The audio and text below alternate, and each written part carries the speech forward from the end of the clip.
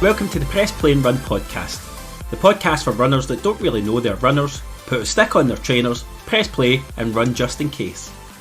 So whether you're dragging yourself off the couch or taking your first tentative steps in running, or you're one of those weird people in vests at the front of the pack, we look forward to joining you every other week on your long runs to keep you company and entertained. Until then, your only job is to press play and run. Welcome to episode 9 of Press Play and Run.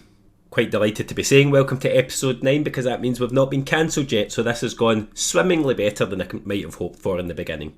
Today's intro is going to be quite a short one, mainly because I don't have much to tell you. It's been a bit of a deload week for me in my training plan, and I've been feeling a wee bit under the weather, so my runs have been not much to write home about, but we have still been out there getting them done, and I'm trying to get myself right now for the next 3-week block of my Edinburgh Marathon plan, which is really beginning to ramp up now in terms of distance. So I think I had a 16 miler at the weekend, and we're creeping up towards those 18, 20 milers and 22 milers over the next 3 weeks. So they will be looming large in the head, but I'm enjoying them despite feeling a wee bit rough. Last weekend I had the most amazing opportunity to go to a Lululemon run retreat, and I want to thank Jenny and Amy from the Glasgow store of Lululemon for inviting me for the experience and the chance to connect with so many fantastic people. I also want to thank Amanda and Stevie. I will link to their Insta profiles as well so that people can see them, for the 2 great workshops that they delivered on mindset and sort of breathing exercises. I'm not going to go in too much to it in the intro because I touch on them in the episode with today's guest who was also there. It was a brilliant event, and as I said, I made loads of new connections with people from the running community and a whole host of different experiences in running. So trail runners, I think there was some CrossFit type people there and some PTs, so it was really good to get different perspectives on running. But I also had the chance to meet up with some former podcast guests, some of them for the first time in person. So I was joined by Alison Jardine, my friend from episode 1, and Jenna McCallion was also there, episode 2, and we had Bob Burrow there. That was the first time I'd met Bob in person, so it was brilliant to meet up with people that I've had on the podcast and get the chance to speak to each other as well. I also had my friend Kirsten there, so that was nice to have her there, and I met Laura and Mel, 2 people I know from Instagram, but again, first chance to meet in person. So it was a lovely day. I felt very privileged to be there. We were gifted a cracking running outfit as well, so very lucky to have been involved in it, and we got so much from the day. I've got a couple of congratulations I want to do as well, just on people that had completed the Brighton Marathon and Paris Marathon over the last couple of weeks. So if you're in that boat, congratulations on reaching the victory lap of your journey. And I want to say a special congratulations to Emily in Outdoors and to Dave Hall for completing Brighton. I've been following their journeys very closely. And to former podcast guest Nina Ash and to Rachel McPherson for their finishes in Paris as well. It's so inspiring to have been following these runners through their journey on Instagram and through their training, and for a lot of them it's been either a first marathon or a first marathon in quite a while, so it's given me a lot of learning as well as just that inspiration to keep grinding through the training. My final shout out this week in the intro is to Natalie Hunter, one of my Newton Roadrunners club mates, for working in conjunction with Parkrun at Strathclyde Park on Saturday to host a collection, a clothing and running shoe collection for the Refugee Run Club. And now, if you've not listened to previous episodes, if you go back to the episode with Pete Cooper from Cooper Run Coach app, you will know the story of the Refugee Run Club, where every time somebody subscribes to the Cooper app, that organisation gifts a lifetime membership to the app to a refugee staying in one of the hotels in the UK. I think mostly in England at the moment, although there are plans to expand that around the United Kingdom. So Natalie, just off her own back from that episode, organised that collection, and it was an amazing turnout. I think she's maybe been loathing her life choices for the last couple of days as she's been stuck in boxes and tape getting these parcels ready for delivery to some of these hotels that are housing the refugees, and hopefully that's going to kit out people, inspire them to take up running and help them to connect in the society that they've come into. There is literally nothing bad to come from such an endeavour, and well done Natalie for putting yourself out there and get that done. Again, it's so inspiring, and I'm delighted to see something like that coming off the back of a conversation that started on the podcast. No more waffling from me today. I'm going to fire straight into the episode because we touch on the Lululemon Run Retreat at the beginning of the episode with today's guest, Kayleigh, who was also a participant at the event. So I hope you're well. I hope you're still pressing play. I hope you're still getting out there to run, and I hope you enjoy today's episode. On this episode, I'm joined by a runner that's found the perfect recipe to transform her life over the past couple of years. As she's progressed from couch to 5k through half marathons and preparations for ultras, she's changed some of the fundamental daily habits that shape her life, sharing her journey through food, yoga, running and growth with us on her Happy Diet Instagram profile, all with the most infectious smile on her face. Fresh from completing the Rome Marathon, it's my pleasure to say buongiorno and welcome to Press Play and Run, Kayleigh Webster. Well, thank you. Buongiorno, that's more Italian than I know. There you go. I cracked out my finest Italian for you. Just I was dreading you answering me back in Italian and seeing how little I actually know. What we do, Kayleigh, I'm delighted to have you on today, and we're going to run through obviously your running journey. And I normally take people from the start, but we're going to start in the present and then work our way back.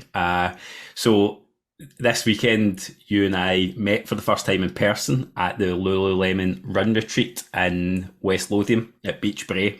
Obviously, this is recording after I've done my intro, but I will have spoken already. People will have heard me sharing what I thought of the event, but I want to get your thoughts on it. I found it just such a fascinating event, and I felt so privileged to be part of it. But can you just talk me through your experience of meeting some of the people you've known online and obviously taking part in something with such a big brand? Yeah, it was amazing. I genuinely didn't know what I was in for, really. I tend to, that's my sort of thing that I do. I don't really research much before. I just like to just go and embrace the day.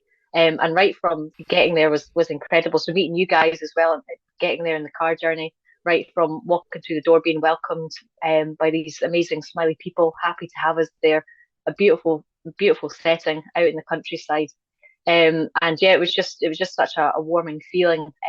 Getting to see everybody in person that you've been chatting to, seeing their stories on Instagram, but seeing them there was brilliant. The food, I was blown away with. You know me with the food, so I was, as soon as you walked in, you saw this amazing feast of just bright colours, fresh fruit, and it was incredible. So yeah, that was brilliant, getting in and mingling, and it was just hosted so well. And I just loved everything that they sort of brought to the day, and getting us sort of set up before our run as well, doing this mindful coaching, a bit of breath work as well, a bit of fun, a bit of play. It just brought everything so well together. I just thoroughly enjoyed it. Yeah, it was. I thought there was more colour on that food table than I've seen on my dinner plate in about the last 15 years combined. It was lovely. I think it was Vin 18 Cafe that provided the food. It was quite a luxurious spread, especially if you're not that adventurous and you're eating like me, not so much you. But the workshop stuff, I don't know how you feel about that kind of thing going in, but I'm always quite apprehensive about, what are they going to ask? Am I going to be in the spot? I think when you get a name tag in the way in the door, I'm like, oh my God, there's going to be icebreaker type stuff. It's like my ultimate dread at work, getting that kind of thing, and then you're going into a running environment. But it was so supportive, wasn't it? So many people actually speaking quite openly about relatively deep-seated aspects of how they feel about themselves and their running. It was, and I think it was that sense of feeling welcome and safe, and knowing that everybody else was going through similar but so different journeys to get there as well. And it just provided that great environment to share those things. And I'm the same. I used to be, well, I am still a very shy person, but through school I would never put my hand up. But now I'm just starting to embrace it, and just knowing that everybody else is in the same position. No one really likes speaking out loud, do they? But yeah, it was just great to hear other people's thoughts. It's the same as stepping in. I don't care how confident you project yourself. Everybody must get that some feeling of apprehension walking into that unknown and a new space and new people. And I was fortunate that I knew a handful of people that had been invited to that event. So that relaxes you, and immediately you find yourself gravitating towards the people you know. But I did make an effort that day to make sure I was engaged in conversations with people I'd never met, never seen before.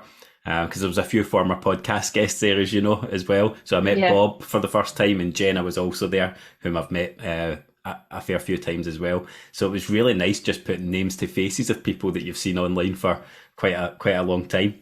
I know it was great to chat to Jenna as well, because obviously we went all the way to Rome, both ran Rome Marathon and never saw each other there, but it was just great to catch up after it. And we'll definitely hopefully catch up at Manchester. And like a true pro, you've segued onto what I wanted to ask you about next, because that's where I want to take you before I go back to the beginning, is you're fresh off Rome. And I want to hear about that experience while it's sort of fresh in your mind. And I was trying so hard not to ask you at the run retreat about, tell me about Rome, because I wanted it to be fresh and for me to hear it for the first time. So can you talk me through, not necessarily the prep, because I think we'll get to that. I'm more interested in the actual weekend itself, and like from arrival in Rome through to the end of the race. How was it? What was it like? What was your experience? It was honestly, it felt like a proper holiday. It was exactly what I wanted. I didn't want the race to take away the trip. I love the idea of running in different places, but I don't want that to sort of dominate the experience. And that's really exactly what it turned out to be. I couldn't have asked for a better weekend. So I arrived on the Thursday, and we got all Thursday and Friday, and it was beautiful blue skies. The sun was shining, and it was just, I couldn't have asked for a better day. Going around, seeing all the sights. And I know this, you shouldn't really walk too much before marathon, but how can you not when you're in a place like that? And everywhere you turn, there's something so spectacular. And then getting that excitement when you see the ticker tape down the streets, and then just realizing that ticker tape's there for you. Like that's where you're going to be running, and that feeling was just, I was just pure giddiness. Honestly, it was just so exciting. And so that, yeah, the Thursday Friday was just an absolute buzz. The food was, well, typical Italian food. It's perfect carb loading, isn't it? Like your pizza, pasta. A bit challenging for me from the plant-based side of things. Sort of more limiting options, but they were very accommodating to sort of make up some pasta dishes for me, which was brilliant. And then the Saturday was amazing because I sort of sourced out a park run. So There's that, two in Rome. Yeah, so I went to one that was just closer to get to, and it was brilliant. It was just everybody there was like running the Rome Marathon, and majority were international. It was just a great way to sort of connect and meet new people. Got chatting to quite a few of those that were going to be pacing the race as well. And again, it was beautiful blue sky. It was roasting hot, and I'm thinking, this is only 9:30. If this is going to be what it's like tomorrow at the marathon, I am not prepared for this. Doing a whole yeah. training block through Scottish winter, but it was like it'll be what it'll be. And then the Saturday afternoon was great as well. Actually, being in Italy, it was the rugby, the Scotland-Italy match, so managed to source out a wee Irish bar that had that showing. But honestly, though, I found it really difficult to enjoy the afternoon. That's when I think the anxiety started hitting me, and I didn't quite fully expect it. The afternoon of the race. The afternoon of the Saturday before the race. So Okay, so the day before. the day before, yes. So I was trying to sort of figure out why I wasn't enjoying the afternoon as much as I had enjoyed the previous 2 days. And then come the evening time, I'm trying to eat my big pile of pasta, and I've got these really bad stomach pains. It's like I don't get stomach pains. What's going on? And it wasn't until afterwards that looking back, I'm like, that was just anxiety. I was just having those sort of last minute fears. But, just talked myself through it. It was going to be fine. Went home, did my flat lay, and got the buzz back again, and got a good night's sleep. And then before I knew it, was the morning of the race. It was an overcast day, nice and cloudy, so it wasn't roasting hot as I feared it was. And that walking down to the start was unbelievable. You saw the Colosseum just walking through the park, and yeah, that's just a feeling that nobody can ever explain. Yeah. Like it just, the butterflies hit, and you're like, this is it. I'm going to be running through Rome. I'm going to be running a marathon. It's, even if you've done a marathon before, that is still such an incredible thought. And the race itself was just, I couldn't have asked for a better day. It all worked perfectly. It was an incredible start. Your videos brought across the buzz, the sort of stories in the day. I loved following them, and I think Rome probably holds quite a special place because it comes so early in the calendar. So this weekend I've been trying to follow people's marathons journeys that I know, and you've got Brighton on the go, but you've also got what was the other one at the weekend?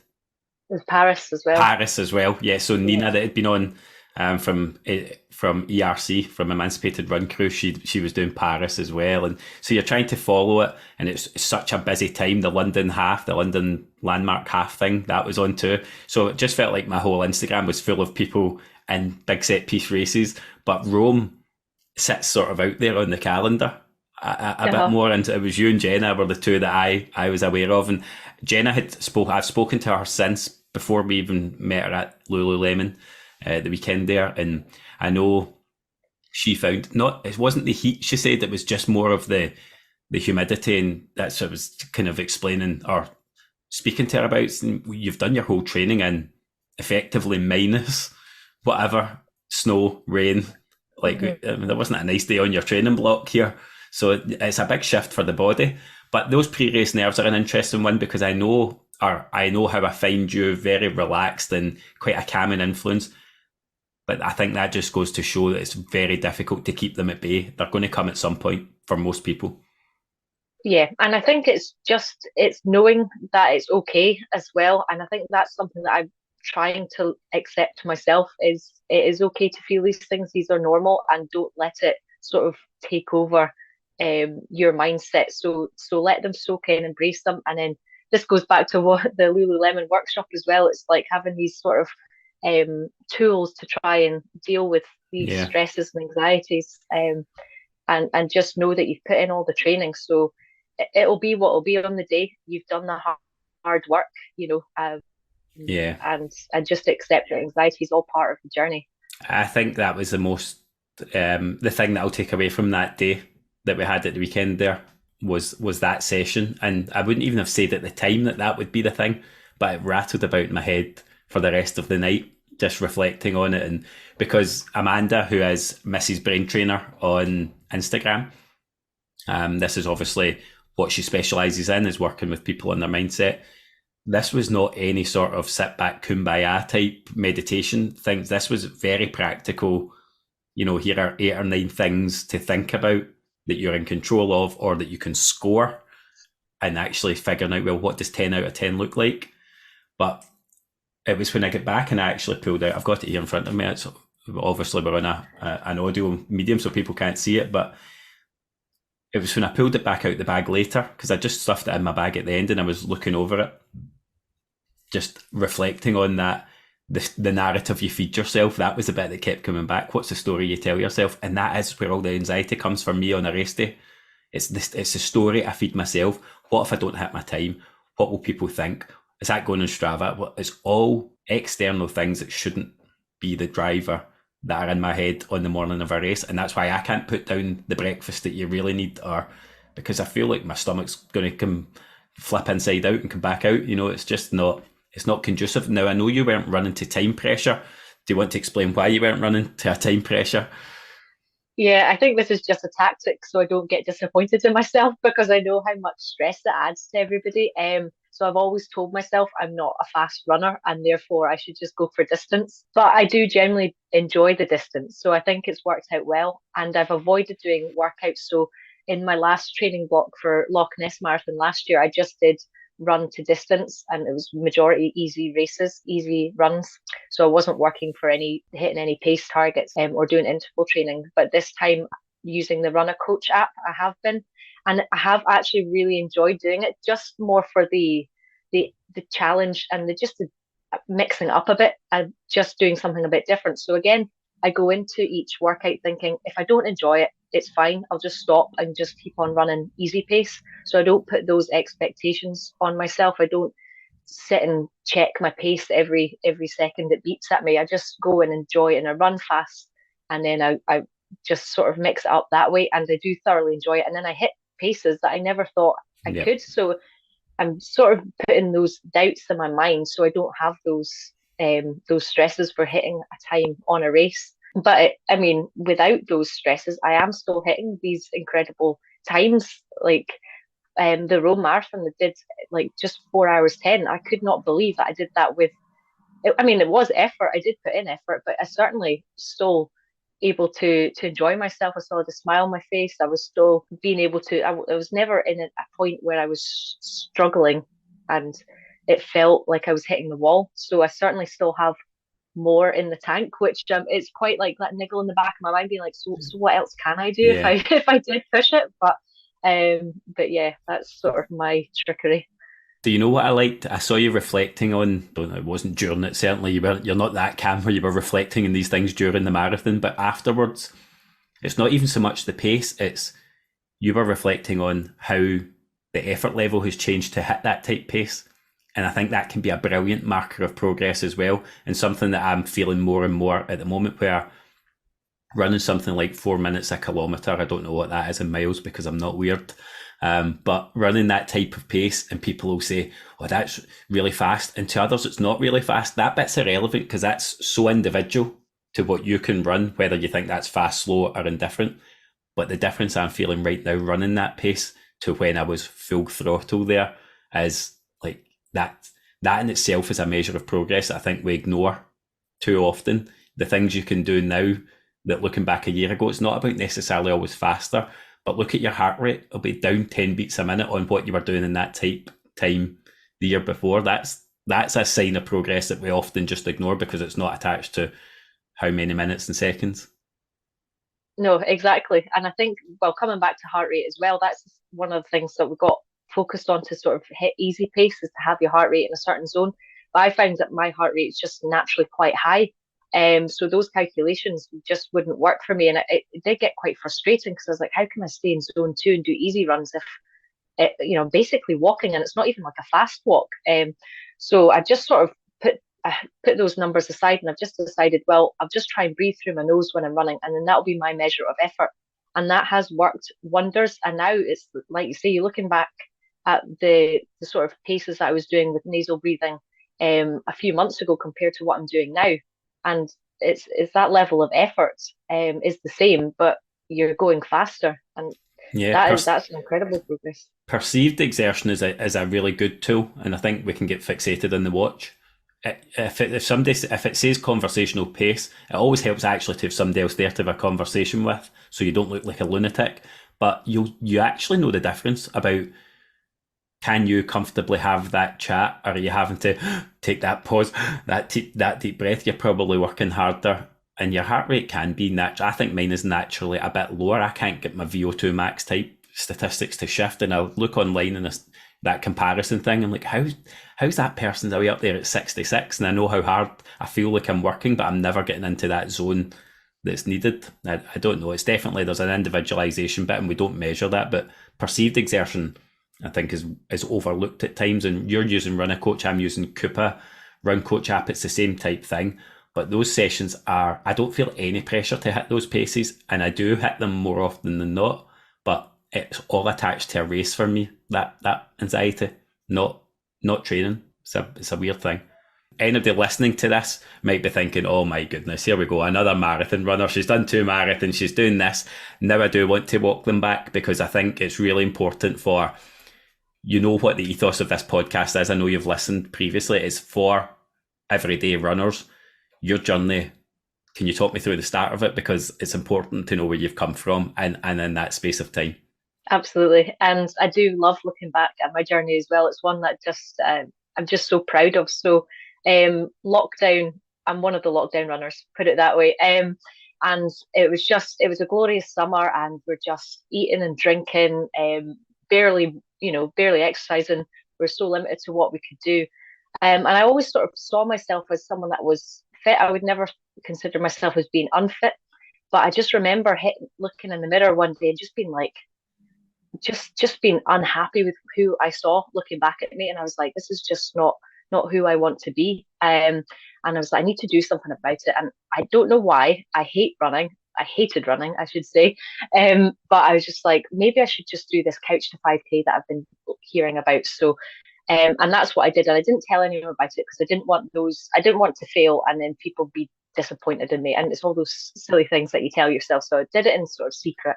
But the buzz that I got from it, and I was like, I can't just keep this a secret, because I'm actually running now. And it was like, it works so well that it builds you up slowly. So you're only running for like a minute at a time, and then you're walking for a couple of minutes, and it builds you up over a 9-week program.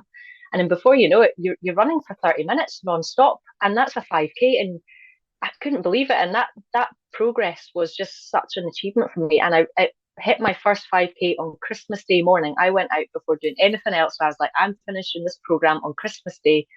And I was just so proud of myself. But I do remember listening to, because they talk to you while you're doing it as well. And they say, like, there's people that have done couch to 5K that have gone on to do marathons and this, that, and the next thing. I'm like, all right, well, good for them, but I doubt that'll be me. As if.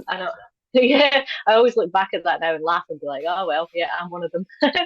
So I do highly recommend that for anybody that's just wanting to just start and get moving a bit more. And it's just so easy to fit in. It's just 30 minutes of your day, 3 times a week, and it just gives you that sense of accomplishment. And it didn't stop there though. I just had this.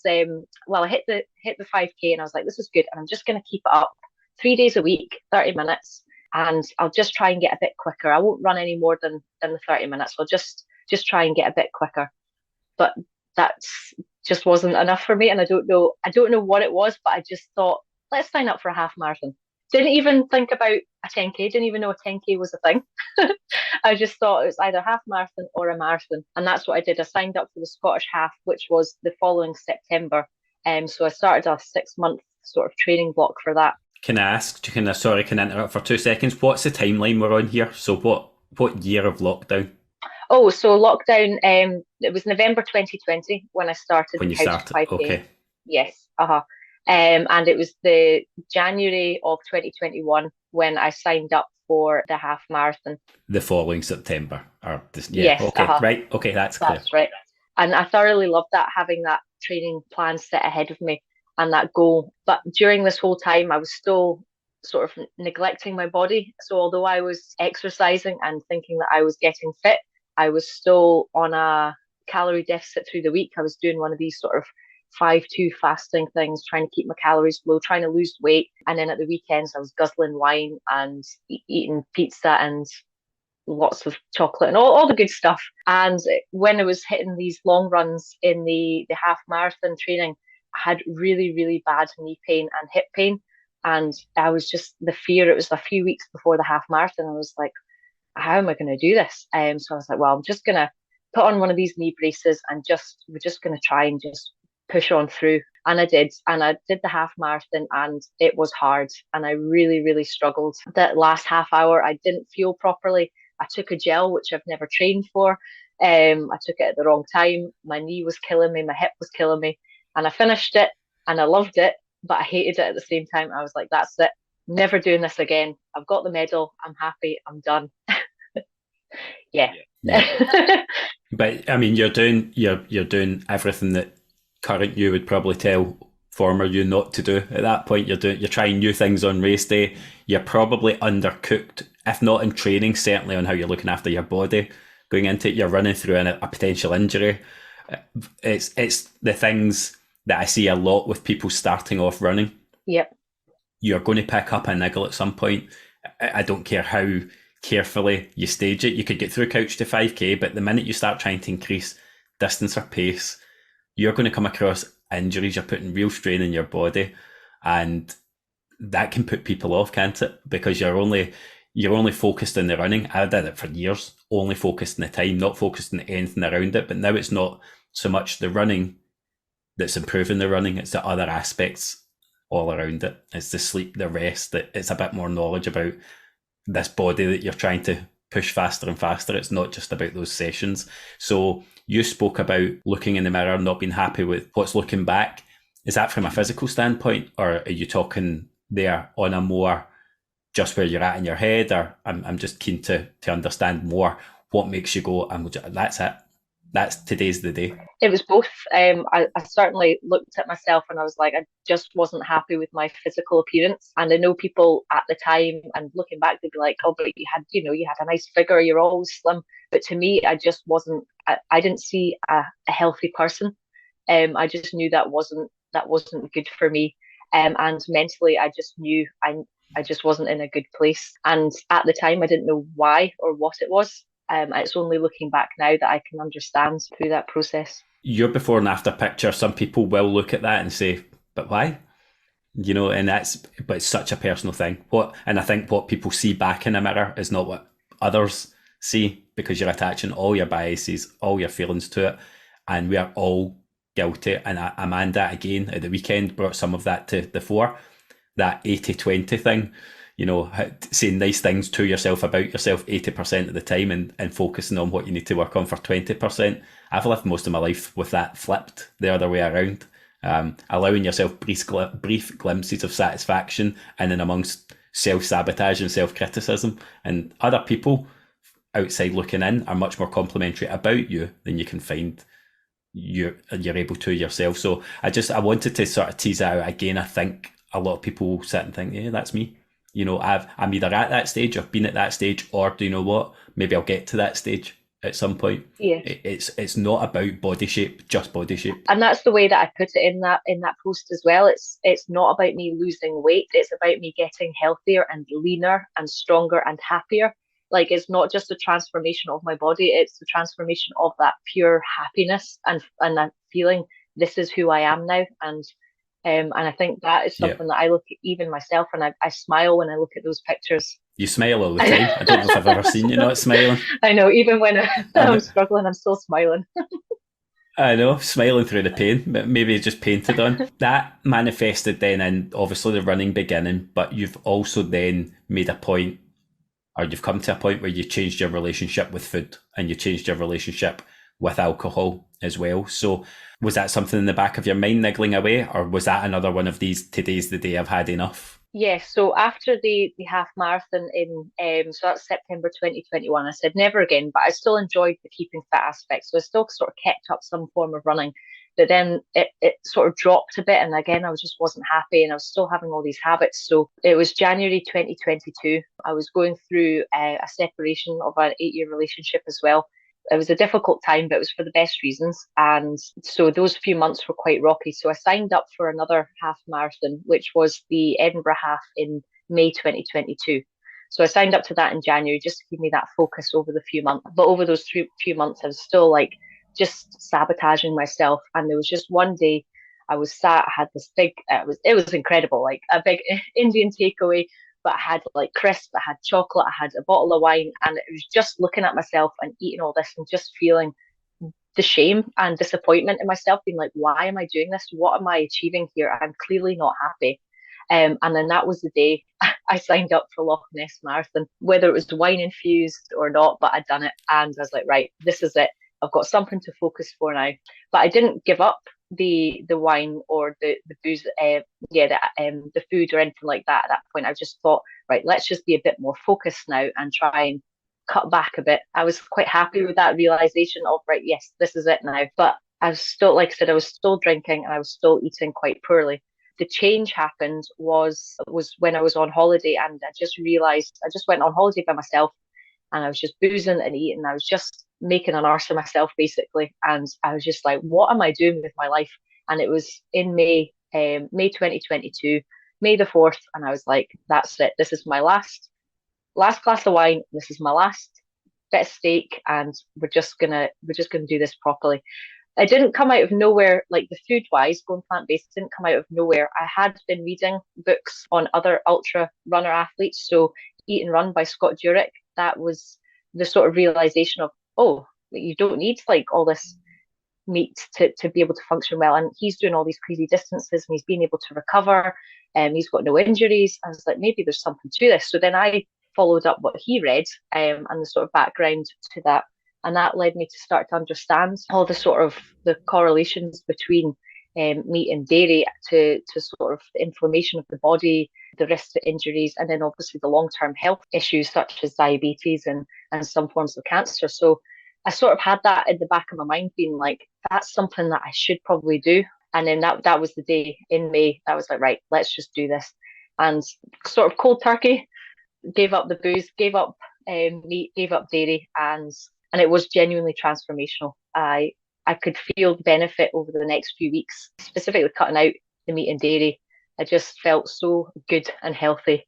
Yeah, you'll never forget the day. That's Star Wars Day for any of the geeks among us, May the 4th. So you'll always have a timely reminder of your meat-free anniversary or your plant-based anniversary. You're saying you felt the benefits. That's a very sudden change. And even if that's been in your mind, I can only really relate to that from the alcohol side of things. But from the food side of it, I have dabbled with plant-based, never exclusively though, just that realisation that my diet's pretty poor as it is. I spoke to you about this at the weekend. It's not all takeaways, and it's like I use Gusto So we cook through the week, relatively fresh foods. We've introduced that with the kids too, to try and improve their intake of a bit more of a mixed diet, and making sure they're getting the meats and fats and the proteins and everything that they should be getting, rather than just beige oven type food that they would happily scoff down every day.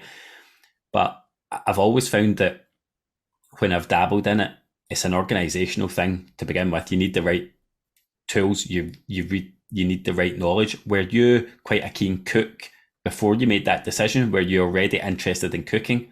Yeah, so cooking was really my passion. Like I love cooking. I always sort of have. So even before though? Yeah, so even before, so I did have that creativity in me anyway, and it was so the cooking and the planning side of things sort of was the easy transition part of it. Yeah, so even before I would sometimes cook vegetarian meals, so I had a bit of a basic sort of understanding of being able to cook without meat, and the dairy was the learning curve, and how to eat things that didn't have dairy, because all the sort of nice creamy pasta sauces that I like always had cheese or cream, and so that was a challenge of learning about new things, such as making sauces out of cashews and all the other wonderful things that you can do with tofu, for example. So yeah, I was a keen cook beforehand.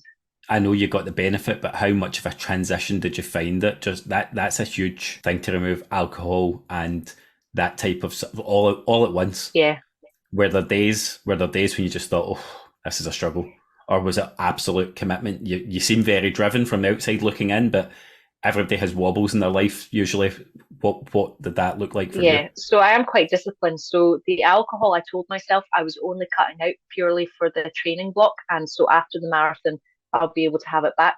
And I did find it was a struggle, and I tried to avoid some social situations, but I did manage to go to all the sort of key things. I went on a pub crawl sober. Go figure. I went to a wedding. I went to Berlin. Like, it was all these sort of things that I would just absolutely be diving into alcohol. So each one of those was quite a good tick to say, okay, you can do this. You don't need alcohol to be able to do these things. But there were certainly wobbles for that journey. Food wise, less so, I think. Even now, like I do not miss or crave anything. Well, I do. I crave the food that I eat now. It's mad. So I can go sometimes a few days in Rome, for example. I was like, I just needed to go to the shop and buy my fruit and vegetables. Like, I was just missing snacking on fruit. So that's quite a nice thing to have, I think. I thought I would have the wobble for cheese. Like, that's the one thing that I said. I would never give up cheese. And I don't miss it. It's a mad thing, but I just don't. I think I could just about live with you taking away meat. Cheese, I think, would maybe need to have a fight about. I don't know. I just don't know if I ever could say goodbye forever to cheese. I think, because what do you do at Christmas? I know. Honestly, well, cheese boards and it's all these different things. But I think the way that I told myself, and I think this is the way that anybody who's considering it is, it doesn't need to be all or nothing. It's just plant based. So if you do want something, you can have it. So it's when you sort of deprive yourself of something, then you want it. You feel like you can't have it, but if you know that you could if you wanted it, then and that's still my mindset now. So even if I was to go out to a restaurant and I wanted a steak, I'm gonna have a steak, but I just don't ever get that. You don't at the moment. Yeah, there's a framing thing of it, and if you view it as a deficit model of what you're not allowing yourself, I think it's always a struggle.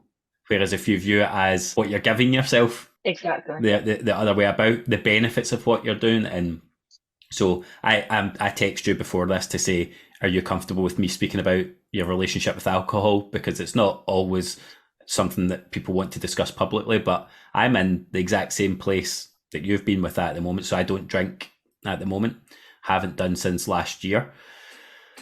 But I've also been a period in my life where I came off it for a full year, in between pretty much hammering it. And it's like Nicola and I have always been pretty social with our friends. We've got a big friendship group. We'd be out at things, and I would have been known as the idiot rallying the crowd, and like, but did not like the person I was seeing back, especially the days after, that self-loathing bit of, rough, and it was taking less and less to make me feel like that. So it was not like I was falling about drunk and blacking out. That was back in the younger years.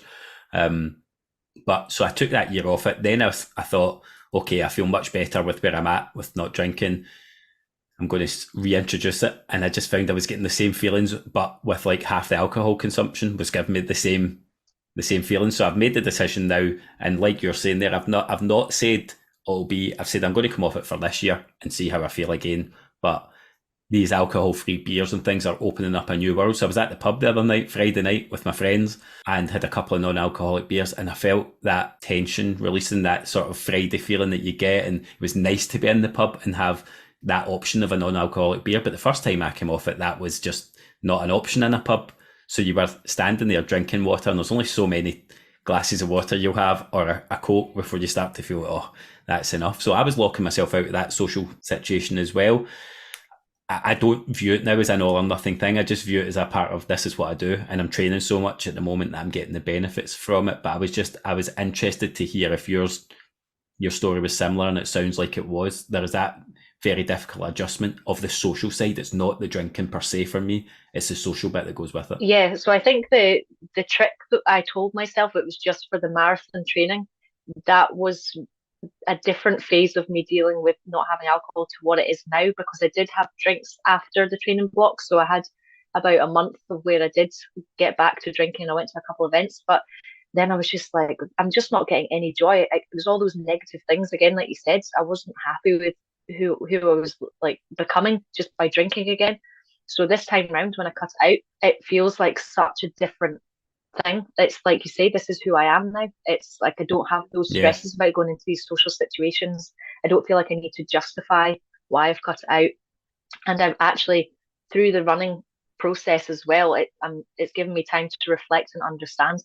I did actually have a form of dependency on alcohol, and it's a weird thing to think at the time. You're like, no, I don't. Like, I'm not an alcoholic, but actually, looking back, I did, and it's been such a nice thing for me to accept and come through by myself. But it has been because of running. It's given me that time to process and give me that focus and drive. And like you said as well, it's the benefits of not having alcohol massively outweigh. Yeah, and naming that's a scary thing, because it's like, was I dependent? Was I an alcoholic? No, I don't think I was. I was hardly drinking, but there is a dependency of sorts, and I think that's a sliding scale rather than a you are or you're not. Yeah.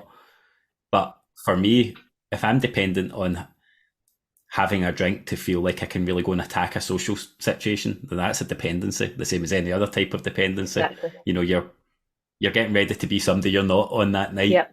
Or somebody that you don't feel that you are inside. And yes, I've been that. My friends have been great at accepting either way now. They don't get on my case about, because that's difficult as well, especially a big group of boys. It's, come on, we're on holiday, have a drink. And I did, we went away last year and I had a drink, but first day I was drinking, I felt like death for the rest of it. And I hated how I felt.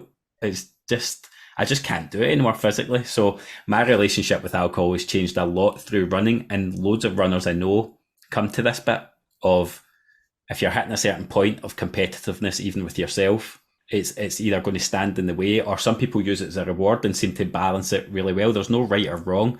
I know, like, I ask people your ultimate refuel meal drink, and loads of people say a beer.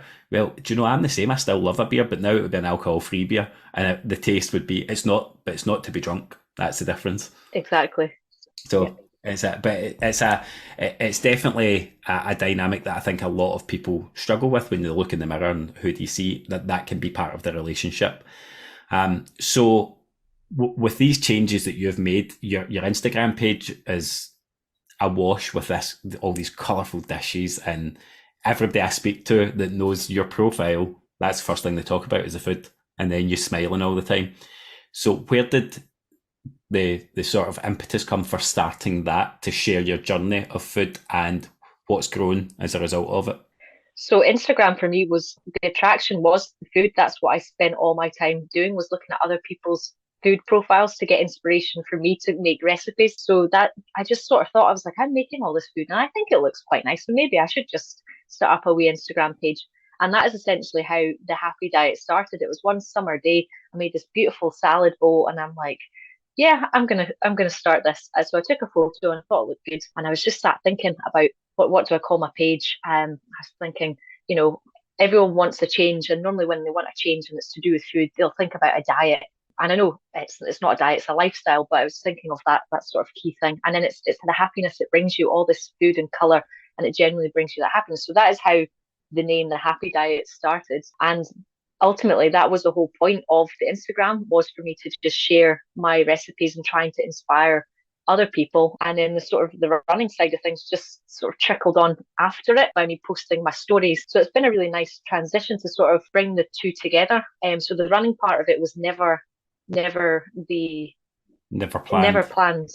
It was always food and food. And do you feel a wee bit of pressure about that? Like, I don't want to share too much running because this is ostensibly a plant-based account, or are you quite happy now that you've got that blend of the personal along with the food? Yeah, I think it's actually become so perfect because ultimately I'm performing so well and I'm so happy in myself because of all this food. So I'm actually really happy to bring them two together and to share that. I think it's quite an important transition in my life, and I'm just quite happy, and it brings me happiness to look at all the food that I'm creating and to see my progression. So it's a great tool, that. And then the people that I've met through Instagram, it's just been a wonderful journey. And it's not even been a year. I think that was the summer that I started up. So it's just so exciting to see how far it's come and all the people that I've met. And I've only followed your account since the running. I think it was a running post I would have seen first rather than just the diet stuff, because with the food, I love looking at other people's dinner on Instagram. I'm one of those, but I would be unlikely to follow an account. I would just see them popping up in your feed. So it must have been something running that drew me in. But I think personally, I like the fact that I know I can see the person behind the food, because there are thousands and thousands, probably hundreds of thousands of accounts out there sharing cooking ideas and recipes. But I think that blend of that and your running is certainly an appeals over a broader audience. What about the content creation journey? I'm sort of on it with the podcast now, where I'm always a bit thinking about, am I putting out too much? Am I annoying people on the feed, or am I putting out enough to keep it visible? Do you feel that pressure coming on, like, oh, I better share something, I better share my porridge today? Or is it something that you sort of plan out more structured? Because I'm not overly structured in it. I just, if I've got something to put out, I put it out. But I do feel a wee bit like it lives in my head. Should I be putting out more or less? Or yeah, I mean, there is certainly some form of structure that I want to keep, but I do like the balance. So it's quite interesting when you look back at the history, and it was largely all just food, but I do now like the balance of one food, one running. So I do try and have a bit of structure like that. But it can feel like sometimes you feel like there might be expectations for people to be like, oh, you've not got a recipe out for a wee while yet. So, but I don't let those pressures sort of rule what I still want it to be very much me.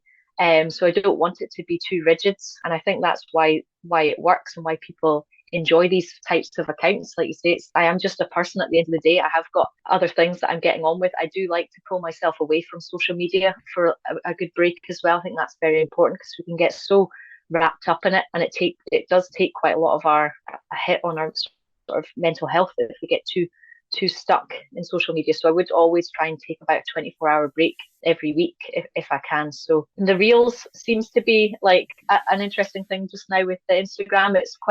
They are quite time consuming. I just love looking at other people's reels, and they make me like laugh so much, the stuff that's coming out. But the food reels that people do are just so amazing. So I do try, and it is a bit of fun to do it, but I'm certainly, yes, a lot of lessons still to learn. Reels are my nemesis. I'm still trying to figure it out. I saw a couple of people that were at the Lululemon event sharing their reels, and I'm like, oh, how have they done that, and how have they done it so quickly? It's unbelievable. Like professional studio standard quality. And they've knocked out. I don't even think I was home from dropping you off yet, and they did reel up. I know. Like, how are you managing that? Is there any aspiration to grow this beyond, or is it just a sort of part of the journey and see? Well, for me, this is my passion, and I have long-term goals. So this is actually really inspiring me to now actually see this as a potential for what I want it to be. So in the background, I am working away on the Happy Diet website, which I'm so excited about. Exclusive. I did have plans for that to be sort of launched earlier in the year, but I've got bigger plans for it now. So I'm just sort of wanting to get that right before I launch it. So I am hoping by the summer we can get that going, and it will be very much recipe based. But I have some other ideas rumbling on. I do have Runner's cookbook, runner's cookbook, runner's cookbook. You said it. You said it. That is definitely. Yeah, I would love to have my own cookbook in my hands. That is the dream. It's nothing to do with really about the money side of things. It's just I love cookbooks, and for me to be able to produce a cookbook, I will be over the moon. So that is definitely the dream. That's going to be around the corner sooner than I think. If you're in my position and you want to sort of dip your toe in the water, what's one or two sort of sustainable, relatively easy ways to introduce yourself into that world alongside your training? So the plant-based recipes, the key is they're all so quick and easy to do as well. And it's just understanding that it isn't a complicated thing to try and dip your toes into. So the first probably transition is to focus more on the vegetarian step. So try not to necessarily stress too much about cutting out your dairy as well. It's just try and get more vegetables in. So for example, a stir fry is probably the easiest thing to do. You don't need chicken in there or beef. You just load it with loads of vegetables. You still have the same sauces that you'd normally do. So that would probably be one of the nice, easy ones. You can start to get a bit more creative, but again, it's simple. So a risotto doesn't have to be a complicated, authentic risotto. You just cook off your rice and then get a nice big butternut squash, roast it all, the butternut squash, blitz it together in a blender with a wee bit of tahini and some lemon juice. That creates a beautiful creamy sauce. And then you just stir that through your cooked rice, and before you know it, you've got a cheats risotto. So those are the really tasty, quick and easy ways to sort of transition it. And it's not doing it all in guns blazing. It's just do it once a week, twice a week, and just start to build it up. And then you can start focusing on, you're probably not even realizing that you're not eating dairy and you're not putting in cream or cheese to these things. So it's just naturally happening. Protein will be the thing that people without the knowledge will come back to. It's like, but what you putting your hand on for quick protein when you need to, like in those final weeks of a marathon block coming up to peak week, and you're really having to increase not only the calories you take in but the protein for recovery. What you putting your hand on in that type situation? So I don't worry about protein. I was wondering if this question will crop up. I genuinely don't worry about protein. It's cropping up from a place of probably the same lack of knowledge, Kayleigh, that a lot of people will have of, because that's what you hear. That would be the anti plant-based mantra. No, you need protein. Do you know? Yeah, but it's a great question to ask, because it's that perception of what we're told is you need protein. If you're doing any form of hard exercise, you need protein to repair. And it is true, you do need protein to repair your muscles, but you don't need the quantities that you probably think. And a plant-based diet, you've got loads of sources of protein that you can get. So, I mean, nuts and seeds and porridge, and all these small amounts over the whole day that you're having that you probably don't realize that you're having, and it will still equate to exactly the same amount. And there are protein powders that you can take, but I've never done protein powder. I just stick to what I'm eating normally, and I will just eat more nuts, but that's just because I'm hungry and I need more calories rather than worrying about protein. But your lentils, your beans, there's just so much that you'll be having in your daily dinners that just all equates to it. And this is fueling you through real distance running at the moment. I mean, we've spoken about 2 marathons already. Yep. You're signed up for, every time I look at your profile, you've signed up for something. I don't know what's going on anymore. Like, it feels like you're doing 19 ultras. What's the plans? Tell me what's coming up ultra-wise. Yeah, well, Saturday was an expensive day after chatting to folk at the Lululemon, because I went home and I was like, right, that's it, I'm signing up to it. So I got chatting to Ultra Kazi, and she's a big ultra. She's a backyard. Yeah, the backyard ultra holder. Yeah, she's a record holder. Yeah, so she was the one person that I did the icebreaker with, and it was just meant to be, because it was that race in particular, the Rasselbach one down Sherwood Pines, that I had my finger on the trigger for a few months now, and I just so happened to chat to her, and she was like, "Do it. You have to do it." And I was like, right, okay, straight away, get home, signed up to it. So yeah, and the next ultra that I have got booked is the Ultra X in May. So that's just a few weeks away now. That's the 50 kilometres up near Inverness. So I'm really looking forward to that one. And there's a few more in the pipeline, but yeah. I know you were toying with the Devil of the Highlands that I'm doing as well. Yes, I did look that up again. So I've told myself I'm going to see how I get on at the Ultra X, and if there's still spaces left, then yep, I'm signing up. We also met Sophia on the day at Lululemon, who's doing the 2-day. Yep. Same one that you're doing as well. So I think her profile is Squats on Toast. Yeah. So I had a chat with her, and I think after I get the marathon done, I'm going to get her on as well to speak a bit about her trail running experience. Fantastic. As well. So that's what that event's fantastic for, isn't it? It's bringing you into contact with people, especially the trail side of the world. I have been a devoted road runner. Very rarely go near the trails, but this ultra will see it. I'm doing it with no pressure. I'm doing it for very different reasons, but I'm looking forward to the change actually, because right now I'm in the middle of marathon training hell, where I'm tired and I'm sore, and anything that feels different and not as pacey is a welcome sort of relief. But I love having these challenges to go at, and I know that I think you're maybe similarly goal driven. That focus, does the challenge help for you? It does, and I quite like to. I'm only goal focused against myself as well, so I don't set myself out to be like anyone else or to compete against anyone else. So, a challenge that I set myself this year, over my birthday weekend actually, was the Goggins challenge, and the thing that I loved about that was the fact it wasn't an event driven thing. I didn't have to have any commitment to be there. It was just myself, so I could have just pulled out and not bothered, but the fact that I still turned up, and it was like in the winter, it snowed on the second day, but yeah, I still went out and did it, and that sense of achieving that goal is something that that's what I thrive off of, is setting myself these unique challenges and just doing it for myself. Tell us what the Goggins challenge is for anybody who is maybe uninitiated. So that was the challenge that had you run 4 miles every 4 hours for 48 hours.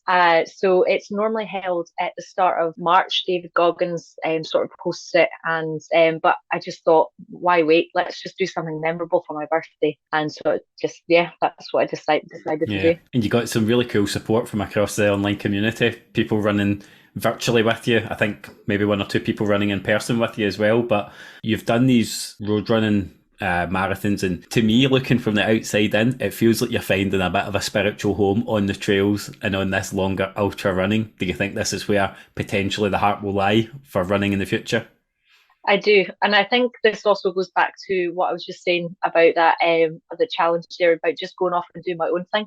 I love the idea of just going and doing these epic long trail runs.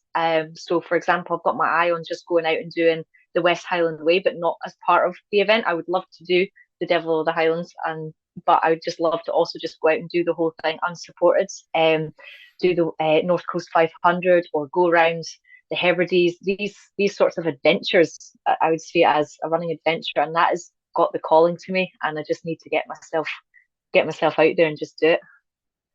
And you're in the Loch Ness 24 crew, Insta crew. Feels like my whole Instagram is in the same team. What's the name of the team?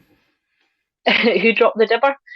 Who dropped the dibber? I thought that's what it was. I wanted to double check it was. So Who Dropped the Dibber have taken individual pot shots at me in the DMs to try and get me to sign up to that, and they've basically been harassing me and bullying me for not doing it. But I keep saying, because I signed up for that other ultra, it's too close. But I did speak to you about a potential idea. So having signed up for the Devil of the Highlands, I think it's too close to run. But I mentioned to you that there could be that opportunity to record maybe the first on location episode of Press Play and Run. So if Who Dropped the Dibber will have me, that might be something that I'll look into seeing how we could make happen. Would you be up for that? Oh, that sounds amazing. Yes, let's do it. There's loads of runners there that I would like to speak to and might not get round everybody individual. So it makes sense. I mean, you're only one person can be running at a time in the relay team, is that right? That's right, yeah. But we've got that, we're sort of splitting ourselves up now because there's that many in the crew. Yeah. So we're going to have a good few groups and teams. And there's other folk up there as well doing the solo solo run as well. Yeah, I think I need to try and make it happen. There's so many people I could be grabbing in between laps to just get a chat about their running. This could be like a 5-hour epic episode. But so I've rambled long enough and taken lots of your time. And in traditional sort of format here, you're not getting away without the quick fire round. So it's time to speed it up. You might like the trails and the slow stuff, but we're going for some quick fire if you're ready. Okay. You all good? Right, let's go. Favourite running shoe of all time? Oh, easy. New Balance 1080s. Favourite training route? Training route. So I created my own little route called All the Waters of Linlithgow, and I love to go up the canal, down to the River Avon. Then I go around the lagoon in Linlithgow and then back out and do a lap around the loch. So I just called it All the Waters of Linlithgow. You called it that in your head, or you called it that formally on Strava? In my head. It'll come on Strava soon. You should make it a segment. Best running related book or podcast you've read or listened to, or food, since it's you. So book-wise, it has to be Eat and Run by Scott Jurek for sure. Podcast, I do love. It's called Some Work, All Play, and it's a great running podcast. It's a couple, Meg and David, I think it is, the couple, and it's an American-based podcast, but it's brilliant. It's got some science, some family stuff, and a lot of running, and it's brilliant.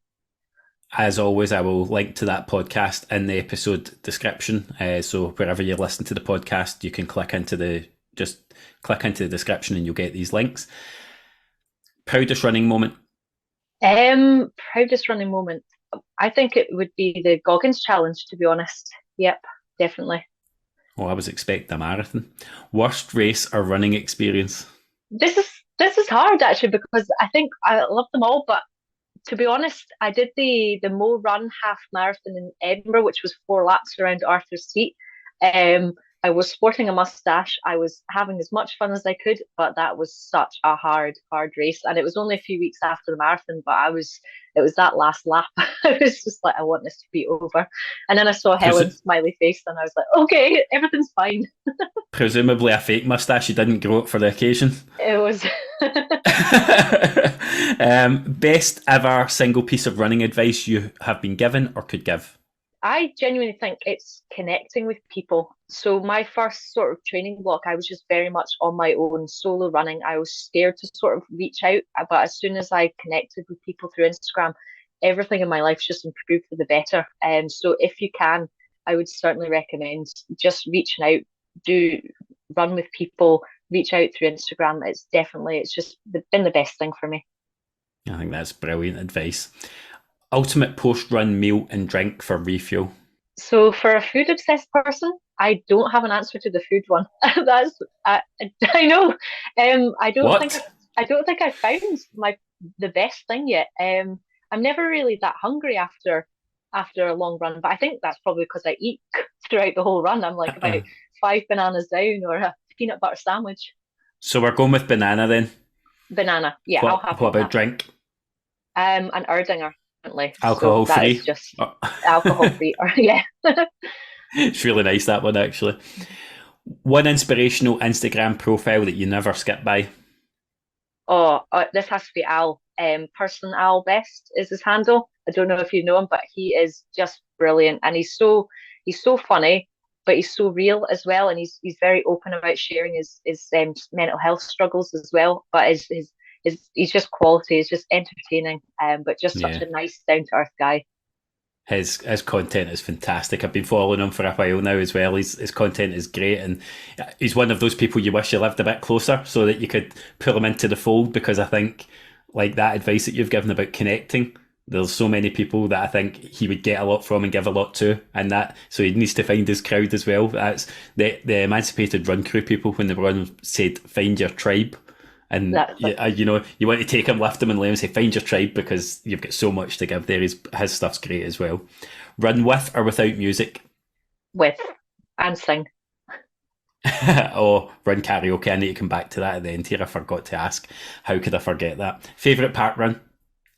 I haven't done many park runs actually, but I tell you what, I do love Falkirk Park Run. I've done that a couple of times around Callender Park, and it's a nice hilly one. It's great. I've never done that because it's a hilly one. I know, no wonder. These people that say hilly park runs, I don't trust them. I don't know what's the matter with them. That's only because we've never brought you to Strathclyde Park yet. That's on the agenda. I'll be there. Yeah, has to be. Finish this sentence. I press play and run because Because it makes me feel powerful. Yeah, has to be. that's a great answer. It never has to be any deeper than that. Now, before I ask you about your playlist track, I need to ask you about the run karaoke as well. You've started something here. Did you start it or did you see it somewhere? I started it, I think. I Yeah. didn't see it anywhere. And I don't know what came over me today, but I started for me to learn how to breathe.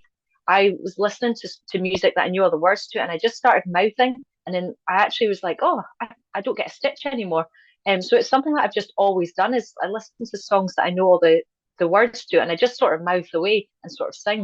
Um, and it was just one sunny summer's day last year, and it was like Eminem came on, it was Lose Yourself, and I was just totally feeling it. And then I was just like, just gonna film myself singing this, and it's just sort of spiraled off since then. And it's been great to see other folks sort of taking on, and it does make you feel so happy. And yeah, Mr. Steve Runs has elevated it to a whole new level with some of these reels that he's putting out. It's like proper music video quality. It's like I next know. level. It's so good. He's got I'm sure he's got a director and a sound person. But how are you managing to record that at the same time as mouthing the lyrics, or are you just mouthing the lyrics because you know them, then syncing it up? I don't even understand how it works. Yeah, so this is the learning curve for anyone. So this means that everyone has to do it now because I'm giving out the tips here. So if you're listening to the song while it's playing, you have to film through the Instagram film camera. So rather than film it while you're on your normal camera, because that will stop the music playing. But if you film it through the Instagram camera, the music still plays, and then you save your video, and then you can dub it over with your music afterwards. Ah, genius. See, there's a trick of the trade. I did wonder how everybody was like, does everybody actually know all these lyrics and can stick to the rhythm of the tune at the same time? Because it's so in time for some people. Well, okay, I'm going to get on the bandwagon eventually. I promise I will. So that brings me to the last order of business for us as part of the conversation. As you know, we've got a press play and run playlist, which is for demented souls out there that don't like any sort of rhyme or reason to their playlist, because it's our guest picks one song to add each week or every episode. I thought we were going to get a certain vibe of song when I started this. I thought we were going to get Dance Heaven. Far from it. It says wild and varied. So, Kayleigh, I'm going to ask you, what is your one track that wouldn't come out the rotation that you wouldn't be without? And this is just going to add to the absolute monstrosity. I don't even know if people know it, but it's Hocus Pocus by Focus. Do you know it? Hocus Pocus by Focus? Yeah. That doesn't even sound like it's real. Well, when you listen to it, you'll be like, what on earth has she done to us? It was my dad growing up, he used to have this like bumper album of greatest guitar hits of like rock anthems of all time. It was like the last song on CD3. And I've loved it ever since. And see, on a long run, when that comes out, it's just a belter. It's so good. Oh, I'm actually writing that down, so I don't even need to go back and listen to what we said. Hocus Pocus by Focus. It sounds like something you made up on the spot. Well, I will add that nothing can make it more of a monstrosity than it already is. So I'm just committing to the fact it's the bit now. That's what it is. This is the kind of things people are listening to. So I will add that. But Kayleigh, all that's left as usual is to say thank you. I thoroughly enjoyed meeting you at the Lululemon event. I was delighted that you could make it, but more so, I appreciate just the connection that I've been able to have with you over the last few months of getting to know you and seeing what you do for other people in the community. I think you really are like a kindred spirit for so many people that run. You're a positive presence, and long may it continue. And I can't wait to see what becomes of those next steps, because I think yours will be a profile for watching for growth. I can't wait to see it. Thanks so much, Ryan. It's been an absolute pleasure talking to you today. So thank you for being so open as well about some tricky areas to discuss, and I hope it gives other people the confidence maybe to talk to those around them if they're feeling some of those things. You know, you can always reach out to any of us in this community as well. They'll be at your back. You're never alone in going through any of these things that we do talk about. So please don't sit in silence. If you are struggling with something, reach out. Talk to us. You don't have to spill your guts. It's just making that connection. Sometimes it's easier than you think once you start and you open the dialogue up. So Kayleigh, thank you. Have a great day. Thanks so much. Bye.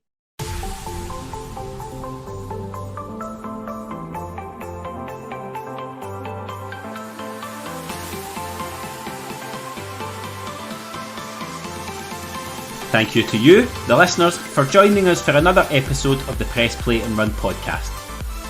You can really help to support the podcast by subscribing or following on your podcast platform of choice and by leaving a review. Don't forget to follow us on Instagram at Press Play and Run Podcast and to add the Press Play and Run playlist on Spotify. We'll be back every 2 weeks with new episodes, and please be sure to keep an eye on our Instagram page to find out which guests will be joining us. Until then, keep getting the trainers on, press play and run.